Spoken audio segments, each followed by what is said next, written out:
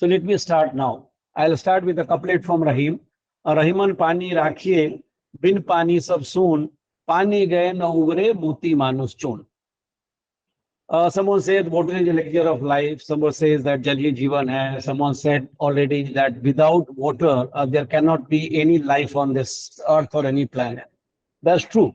But when you talk today of, you hear the word water, if someone tells me that, okay, when you hear the word water, what comes to your mind first? And chances are that the thought which will come to your mind would be water scarcity or water crisis. This is perhaps the first thing that will come to your mind. But then I everybody talks about how per capita water availability has been going down. Today, per capita water availability would be maybe something like 1/4 or 1/5 of what we had at the time of independence. This is simple arithmetic because the quantum of water available has not increased, whereas population has increased by 4 to 5 times. If numerator is same, denominators increases by 4 or 5 times, the quotient will become 1/4 or 1/5. That's true. People also talk of skewed rainfall patterns in India. The water, see, it's not the total availability of water which is important. What is more important is that how is the distribution of water over time and space. And India, distribution of water on time and space is very skewed.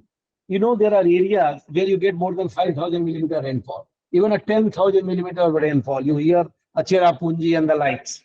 Then you also have areas where you get less than 200 millimeter rainfall. Parts of Gujarat, parts of Rajasthan, gets less than 200 millimeter rainfall. So it's very skewed. At the same time, it's not only skewed over space, it is also skewed over time, because most of the rainfall is confined to the what we call a monsoon months. And in monsoon months also now, a number of actual rainy days are decreasing. Maybe the impact of climate change is nowhere more visible than the rainfall pattern. So that's fine. Our per capita availability is low, and rainfall pattern is weird. But at this point of time, I'll ask you another question. What is how much rainfall on an average we get per year? Any idea how much rainfall we get per year in India in terms of millimeter? No. Okay, fine, doesn't matter. We get rainfall of more than 1,000 millimeter, maybe about 1,200, 1,300 millimeter rainfall in an average year we get. Now, today, then I'll also ask you, do you have any idea how much Israel? See, today Israel is in the news for bad regions. I'm not talking of that, but Israel is always known for managing its water very well. So how much rainfall, average rainfall a country like Israel gets? Less than 500 millimeter. So they get less than 500 millimeter water, millimeter rainfall. We don't talk of a water crisis or water scarcity in Israel. We get more than 1,000 millimeter of rainfall, and we talk of water scarcity and water crisis. Someone was referring to Niti Aayog report, Composite Water Management Index, which came in 2018, that how, it's another matter, they also said that 20 cities are going to run out of groundwater. That hasn't happened. Our country should really face the kind of water scarcity or water crisis which we are talking of. So what is the difference between, let's say, in India and the Israel? And that is because the way they manage water and the way we manage water. So it is not the total availability of water which is important actually. What is more important is how we manage our water. Now, when we talk of water management, we talk of two things actually. What we talk of supply side management and demand side management. Now, supply side management is akin to increasing your income, and demand side management is akin to reducing your expenditure. So when you do a busting in the house also, what you do is either you try to increase your income or you try to reduce your expenditure. So basically that is what we call a supply side management and demand side management. Now what has happened that in India, the emphasis always has been on supply side management. It's good that some children did talk about the reducing the water consumption and all that, which is a demand side management. So we have been in India talking of supply side management mostly. In fact, there is a term you must have heard, Temple of Modern India. Now we mean slightly different. Even my institutions from where I come from, IIT Kanpur, could be regarded as Temple of Modern India. But when this term was first used by Pandit Jawaharlal Nehru, he basically, when they laid the foundation stone of Bhakra Nangal Dam, then he used this term as Temple of Modern India. So these big dams, they are called up temples of modern India. They have played a lot of role in India's food security, bringing green revolution and all that. But but today there are two kinds of thoughts. One kind of thought is that people feel that big dams are the only way kind of to ensure India's water security. But there is another view which is called dam the dams. The dams also create a lot of other issues. In fact, there is a movement in the West of even a kind of doing away with or breaking some of the dams. But anyway, I don't want to get into that debate here. This is not the right forum to get into debate that they should go for large dams, not dam. Even if you want to go for large dams, it will be very difficult now to build the dams, the kind of dams which have been built in the past, because the best sites already, on the best sites, dams have already been constructed. The kind of problem you have of resettlement, rehabilitation, forest clearance, wildlife clearance, all those. But my point is that the only way to augment the supply of water? I feel no. My experience, I have worked in this sector for nearly 7 years, and my experience of working both in the state and at the center tells me that this is not the only way to increase supply side management. You know, every city used to have earlier thousands of water bodies. The Delhi had more than 1,000 water bodies. The Bangalore was called city of lakes. Where have those lakes gone? Where have those water bodies gone? So why do you want to basically kind of store water in a huge dam, displacing thousands and thousands of people and destroying so much of forest and wildlife and all? Why can't we have millions of smaller structure? Let's go back. There's nothing wrong about talking of reviving the water bodies or reviving the tanks and ponds and wells. So I would say that there is a need for a paradigm shift in the way we want to increase our water supply, and that's from a paradigm shift from big to small. Small is beautiful in my opinion, holds true. I remember I was very happy that people were talking of aquifer, the children were talking of aquifer, they were talking of groundwater management. Groundwater management always has been a poor cousin of the surface water management, but that is the most important. See, whatever dam is visible, a canal is visible, but the groundwater is not visible. In fact, our minister, he is also presently also he is the minister, Mr. Shekhawat, once he gave a presentation to all the members of parliament and all council of ministers. I think Honorable Prime Minister was also present. And there he asked a question. He asked the question that which is the largest water storage structure? Where do you store the maximum water? And then the reply came, a number of members of parliament, somebody say Hirapur Dam, somebody say Bhakra Dam, somebody say some other Rana Pratap Sagar Dam, different dams. And thereafter our minister very coolly said that no, the largest water storage structure are the aquifers beneath us. All the big dams, India has more than what is called a large dam. There is a definition of large dam. There are more than 5,000 large dams. India has the third largest number of large dams. But all the dams put together, they do not store water, as much water as we store in the aquifers beneath us. And what is good for this? The good thing about this storage is it's a renewable. Every year you get the rainfall, and every year it will get recharged. The problem comes when you basically extract more than what you recharge. I'll come to that little later actually. So what is very important is recharging the groundwater, which I'll come slightly later. The other thing I'll ask you, are you aware? Because I wanted to talk a little more about demand side management and not only supply side management.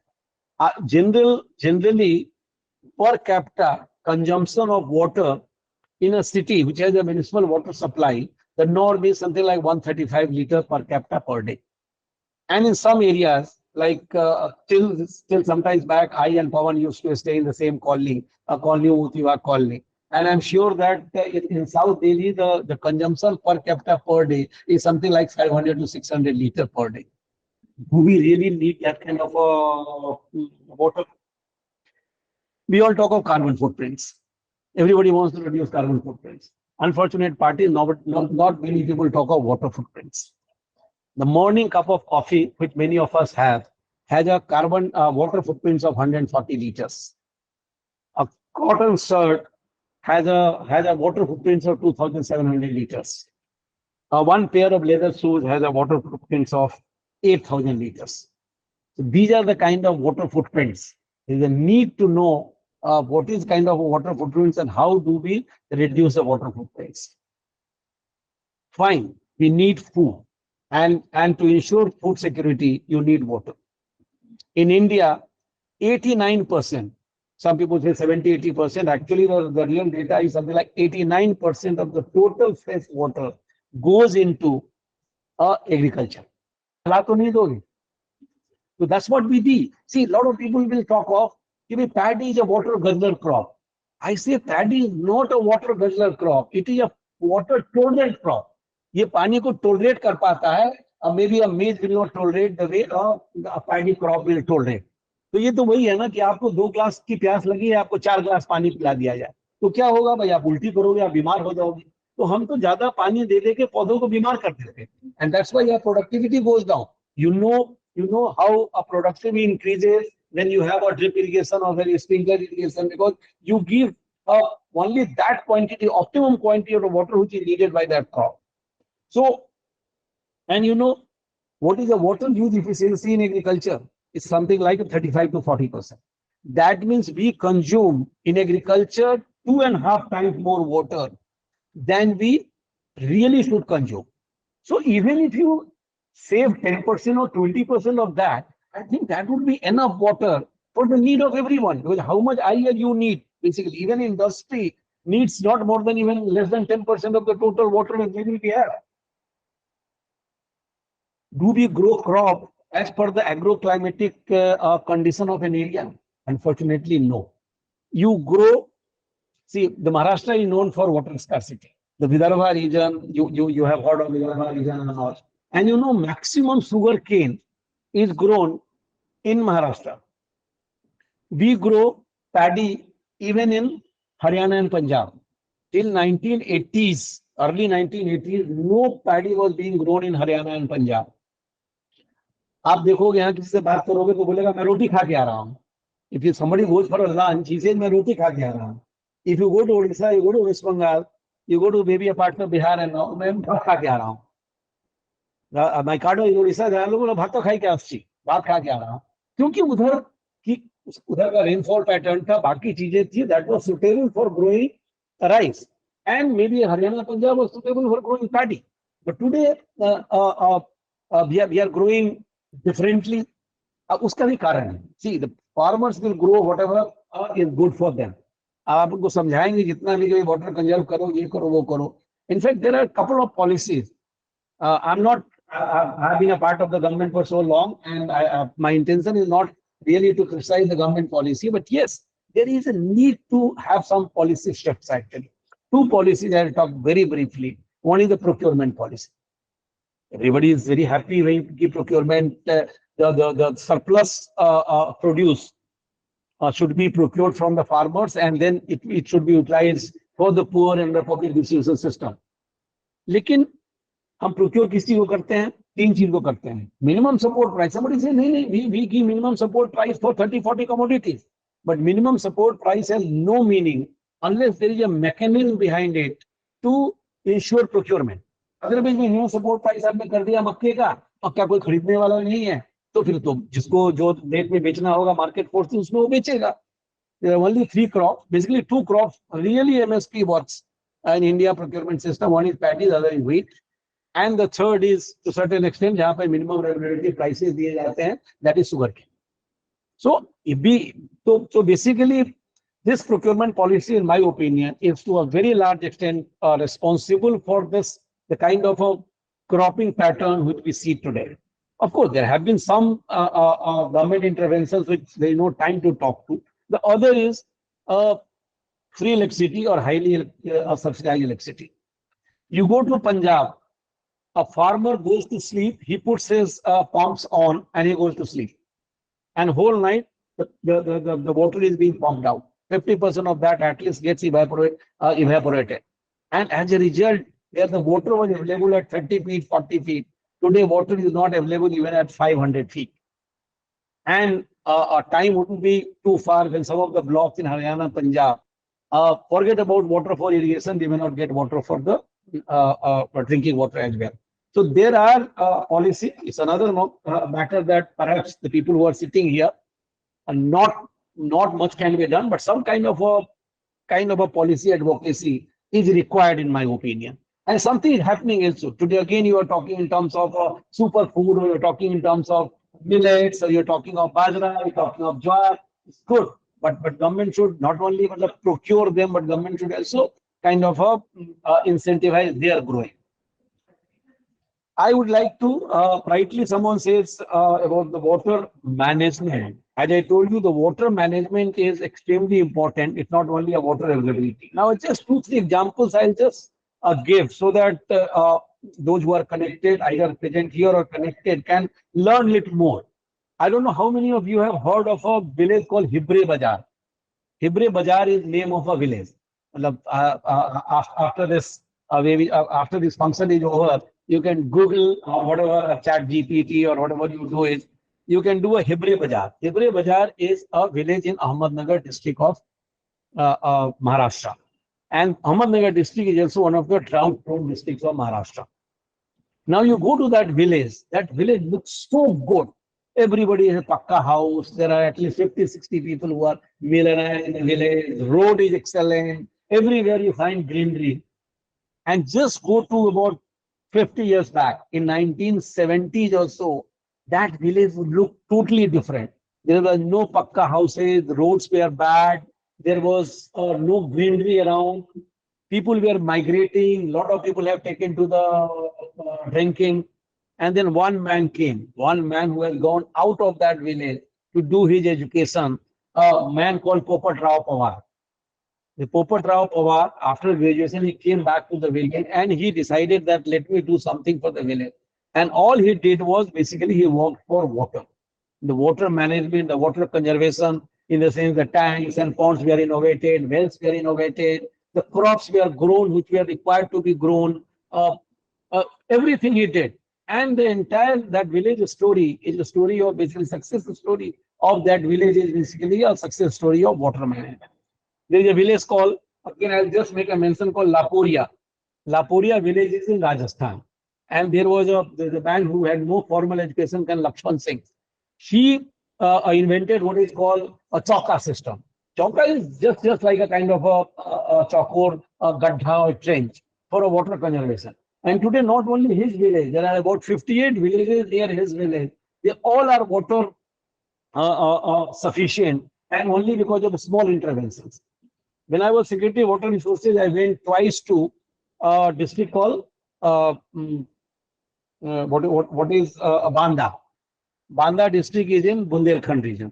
Again, Bundelkhand is also a region which is known for water scarcity. And I went to a village called Jakhni village. Now that's called a water village or Jal Gram, Jakhni. In fact, there was a gentleman whom I kind of brought to the limelight, and I was very happy. Last year he got a Padma Shri. From that Jakhni village, a man who was having basically a kurta pajama and a gamcha. And you know what he had done in the village? He has done a merbandi. Merbandi is basically a खेत होता है ना, खेत के चारों तरफ basically मेड़ बनाया जाता है. Bunds, you can say the bunds. And उसका मेड़बंदी का ये था कि खेत पे मेड़ और मेड़ पे पेड़. That was the slogan. कि हर खेत के ऊपर एक मेड़ हो और एक मेड़ पे भी एक पेड़ लगा. And we also have, in fact, the other slogan which also we also gave under Jal Shakti Abhiyan and all was घर का पानी घर में, खेत का पानी खेत में, गांव का पानी गांव में. गांव पानी को बहने नहीं दो, पानी जहां है पानी को वहीं पे रोक लो, kind of. We came with a slogan called catch the rain where it falls when it falls. And so based on all these kind of examples, government came with what is called Atal Bhujal Yojana. Atal Bhujal Yojana is basically groundwater management scheme. Basically, the major thing is participating in groundwater management. It's a village villager who decides कि भाई हमारे गांव में कितनी बारिश हुई, गांव का पानी कितना बह के गया, गांव का पानी कितना रहा. So he does what we call a water busting. He does water busting, and then he makes basically a plan. If there is a deficit budget, then he works accordingly, or surplus budget, he works accordingly. So these examples I give only that we need to kind of replicate and multiplicate these kind of examples. And if we do that, there is no reason why the kind of water scarcity or water crisis which we are talking should really befall us. I would talk of, generally, a couple of more things I would like to talk here. One is that we all learned what is called 3 Rs. In school days or college days, we learned, I don't know why they are called 3 Rs, because they say reading, writing, and arithmetic is called 3 Rs. But there are 3 Rs of water. The 3 Rs of water are basically reduce, recycle, and recharge. Reduce, recycle, reuse. But then 2 more Rs, I always, whenever I had got an opportunity to talk to, I always talk of 2 more Rs. The 1 R is recharge. धरती माँ को पानी पिलाओगे, धरती माँ आपको पानी पिलाएगी. This is the basic फंडा of recharge. आज के दिन में आप सुनते हो urban flooding. Urban flooding doesn't generally take place because of the river. Couple of years back, Patna was badly flooded, and that is not because the Ganga water reached the Patna or entered the Patna. It was the rainfall. Of course, you have a rainfall earlier, 400 millimeter rainfall would be in 10 days, and it will have a different impact. If same 400 millimeter rainfall you get in 1 day or 2 days, it will have a different impact. Where does the water go? The earlier water either used to either used to seep inside the earth, or maybe it will go through different kind of channels to different water bodies. हमने क्या किया, water bodies खत्म कर दिए. जो water bodies को जाने का channel था उसको भी हमने इंक्रोच कर दिया, कहीं पे रोड बना दिए, कहीं कुछ बना दिए. और तीसरी चीज हमने की, हर जगह हमने कंक्रीटाइज कर दिया. हमारा डेवलपमेंट कंट्री का मतलब होता है कंक्रीटाइजेशन. जहां जगह मिले कंक्रीट कर दो. अब पानी जाए कहाँ? पानी आपके घर में घुसेगा. That is why the urban flooding is taking place today. The third R, which is very important, is recharge. And the fourth R, I always say, is basically respect. We must respect water. India एक ऐसी country है जहां हर occasion पे, very important occasions, water use to be worship. हमारे मंत्री जी कहा करते थे कि ये देश जो है वो जल को जगदीश मानने वाला देश है. But over a period of time we have, हम कहते हैं पैसे को पानी की तरह बहा रहा है. आज इसकी मतलब पैसा तो नहीं बहाना चाहिए, लेकिन पानी तो बहाने की चीज है, पानी तो वेस्ट करने की चीज है. So the fifth R, I always say, the fourth and fifth R, in my opinion, is no less important than the earlier 3 Rs of reduce, reuse, recycle. The recharge and the respect is equally important. So I feel that a country like India, which has more than 1,000 millimeters of rainfall, cannot be a water scarce country if we manage our water well. It has to be a water surplus. And if all of us, I have not dealt with what government is doing, right from Jal Jeevan Mission to a National Water Mission to Catch the Rain campaign to whatever it may be, what are the state's initiative. In fact, one of the state initiative was mentioned in the presentation, that Mukhyamantri Jal Swavlamban Yojana of Maharashtra was mentioned. Every state almost has similar kind of things. Lot of district magistrate collectors are doing. Lot of municipal corporations are doing. In fact, when I was Secretary of Water Resources, I have started a monthly series of what called Water Talk, which is still going on. Every month we used to have a water talk. Every Saturday I used to talk to 4 district magistrates to know about what kind of water initiative they have taken actually, apart from all these Catch the Rain campaign and Jal Shakti Abhiyan and all that. So with all that, what government and government functionaries are doing, if the people at large will join hands, because I always say that water is too precious to be left to the government to manage. So we all have a role to manage, and if all of us work together, there is no reason why our country should kind of go to the doomsday, which many of people have predicted. And I'm happy, in fact, that time also I had certain reservations with Niti Aayog report, even though I was some way part of it.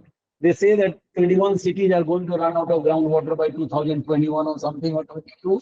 22 is over, 23 is over. None of the cities have run out of groundwater. And in my opinion, if will not run out of groundwater, perhaps provided we manage both supply side and demand side management well. So I will end the short talk with a couplet. खमठोक ठेलता है जब नर खमठोक ठेलता है जब नर पर्वत के जाओ जाते पांव कर मानव जब जोर लगाता है पत्थर पानी बन जाता है. So we all work together. I think we can ensure a water security in India. Water security in India. Thank you very much.